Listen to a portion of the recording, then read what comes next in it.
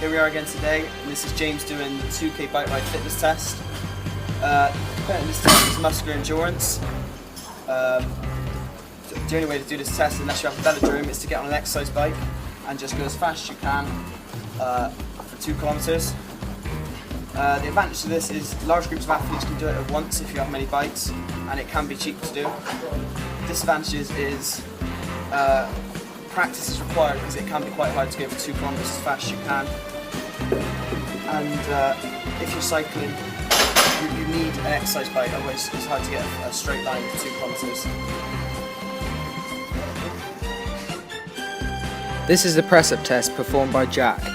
The objective of this test is to assess strength endurance of the athlete's upper body muscles. To perform this, you need a non-slippery surface and an assistant to check the right technique and to count the repetitions performed. The correct technique and how to conduct this test is the person lies on the ground, puts their hands with their fingers facing forward and pushes up so they're in a press-up position. They then go down so that arms are at 90-degree angles. The assistant should check this and they continue to do this until they cannot do anymore or their technique is obscured. Advantages of this test are that it is quick and easy to perform, usually requiring minimal or inexpensive equipment, and many people can be tested at once. Disadvantages are that some people may not be able to do many at all, or human error can affect technique. This is the wall sit test performed by James. This is a simple test of lower body muscular strength and endurance. The purpose is to measure the strength and endurance of the lower body, particularly the quadriceps. Equipment required: a smooth wall and a stopwatch. The procedure is to stand comfortably with feet approximately shoulder width apart, with your back against a smooth vertical wall. Hit both your knees and hips at a 90-degree angle and hold the position. The timer stops when the subject cannot maintain the position any longer. Disadvantages: last a long time and therefore can be tedious. Advantages: requires minimal equipment. Right, this is the alternate hand wall toss test performed by Jack Gillett. This is to measure his hand-eye coordination. The procedure is to stand 2 meters away from a solid wall with 1 tennis ball, throwing it with left hand off the wall and catching it with your right, and then vice versa. It's easy to do, minimal equipment are required, so just a solid wall and a tennis ball, and it can be self-administered. Disadvantages are the ability to catch the ball can be affected by how hard and straight the ball is thrown to the wall. You may want to draw a target on the wall to aid that, and the test results may be skewed if the subject flukes a few catches, so you may have to repeat the test 2 or 3 times to increase the accuracy. This is the bioelectrical impedance test performed by Mill. The equipment required is a bioelectrical impedance analyzer. As the bioelectrical impedance device measures the resistance of body tissue to the flow of small electrical signal, the person being measured should not be in any contact with any other non-conducting surface, with legs apart and arms away from the body. Some devices require a pair of electrodes, which are placed on hand and wrist, and another pair placed on the ankle and foot, while other devices simply require you to stand on 2 foot plates. Follow the instructions of your particular device.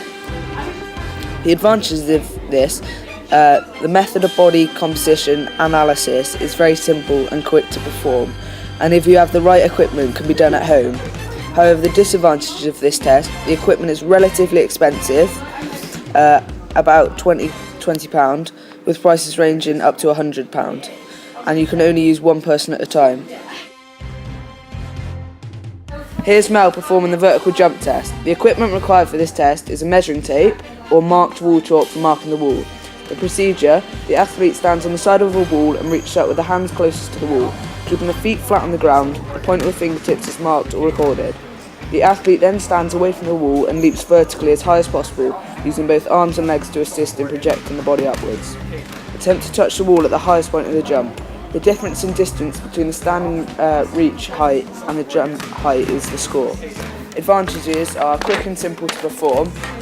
However, the disadvantages are technique plays a part in maximising your score, as the subject must have the jump so that wall is marked at the peak of the jump.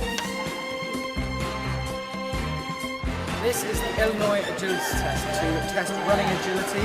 All you need is a coach, climbing weights if you're being really professional, need a stopwatch and you need a measuring tape. And this, it doesn't require much equipment, so that's an advantage of this test. The length of the course is 10 metres with a width of 5 metres, and the cones are marked out as so. And to start, the contender lies on their front and waits for the whistle to go. So go, Jack. And they go through the course, they go up to one cone at the end, they turn back, so this test of their agility, and then they go through the cone, come back around, go through again, run to the white cone and back down. The advantages of this test is very simple to administer. It requires little equipment, just cones and a stopwatch. The player's ability to run in different directions, so everyone can do it, it will just be at different paces. The disadvantages, they have to have a specific choice of footwear.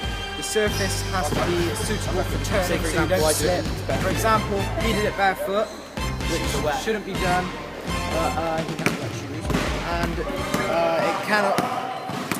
it doesn't really distinguish between left and right turning ability because you go from left to right and it just determines the one. This is the 100-metre dash. So we got Mel doing it today. The concept of this works on your speed.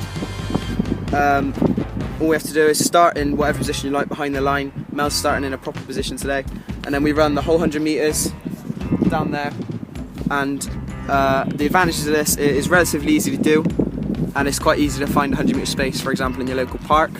The disadvantages are it's in a specific muscle group. It's basically your legs and slightly your arms. And also, human error can get rid of the time. It can make the time bad. Go!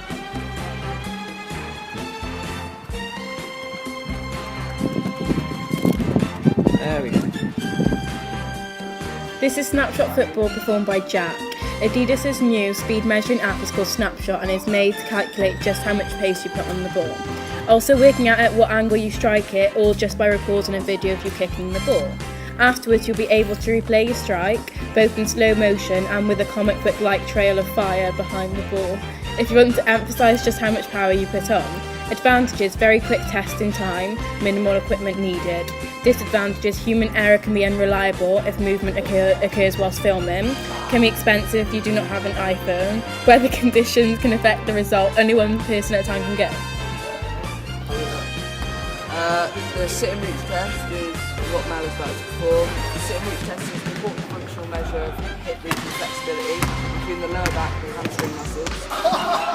Generally, the lack of flexibility in this region is associated with an increased risk of injury. So you put your feet alongside the box, legs fully extended, touching the mat, and then you're going to reach as far as you can forward. See how high you can get, and the higher you get, obviously, the more flexible you are. The advantages of this is the sit and reach test is a common test for flexibility. It's an easy test to do. It takes no time at all, really. If you're using the standard testing procedure, there's a lot of published data to use for comparison between people your age and not. The disadvantage is variations in arm, leg and trunk length can make a comparison between individuals misleading. This test is specific to the range of motion, muscles and joints of the lower back, hamstrings, and may not be relevant to other parts of the body. Right, this is the basketball shooting drill, and it's also known as the Kalika test. The whole point of this is to get 3-point shooting, which is at 30. This is improving your accuracy. The instructions of this, you have to have 5 shots from each station, and there's 5 stations placed around the D.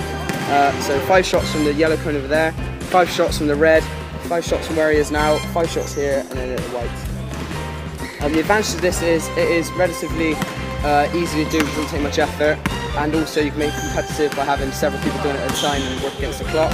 Disadvantages is you need a basketball ring, which can be expensive, especially if you do it in a big place like this, and also you need space. Muscle strength.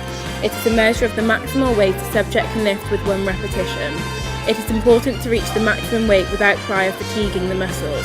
After a warm-up, choose a weight that is achievable for 10 reps.